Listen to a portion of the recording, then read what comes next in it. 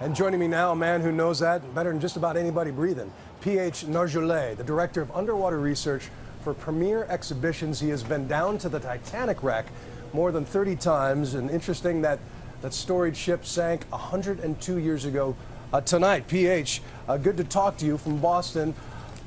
School us a little bit about just the conditions. Pitch black, incredible pressure. How does this search compares to the work you did on the Titanic? Well, it's the same kind of search because we are looking for a debris field. In the Titanic, you have two big parts of the Titanic, but there is a huge debris field where you can find a lot of things like going from China to a piece of the wreck, anything like that. And it's the same condition, of course. It's totally dark, and you have to use some light and to see anything. We are also using a sonar. We can detect some equipment. We were using also pinger on this debris field, you know, because we want to mark some special place, you know, and retrieve that. But it was very hard with this pinger anyway. What do you make of this bluefin as a search tool?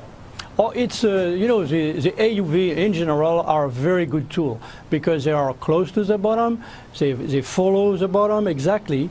The only problem is they have a battery, you don't have a return of the data immediately, you have to download when at the end of the dive, and you don't know, you have some information from the AUV telling you if it's working well, where he is, you know, the position and stuff like that, but you don't see what the AUV see, even if it's a sonar. You have some AUVs that can give you some information, but they are not very high resolution for a question of using the batteries. That's a big problem. Yeah, you just got to set it down, let it work, pull it up, and then see what it see what it found. Do you think that this plane is intact in any way? I mean, what do you think is the biggest piece it would be looking for? You know, imagine that a plane is trying to land on the sea with a swell. Like maybe the swell is between 10 to 20 feet high.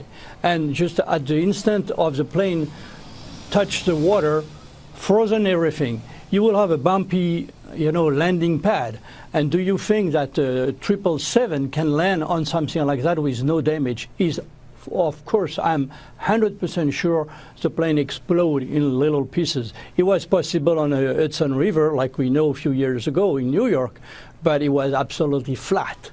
But at sea, even a seaplane cannot, you know, land land or on the sea if there is a little bit of swell or anything like that.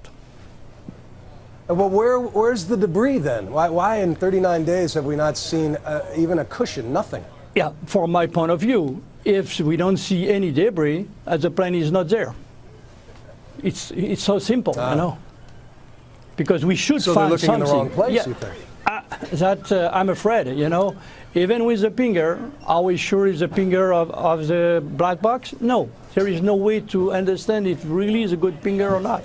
There is no... They are all the same. All the pinger, they are all the same frequency or the same signal. There is no distinction possible with this pinger. Until we find something, a piece of anything from the plane or anything from the passenger, we cannot be sure that the plane was there.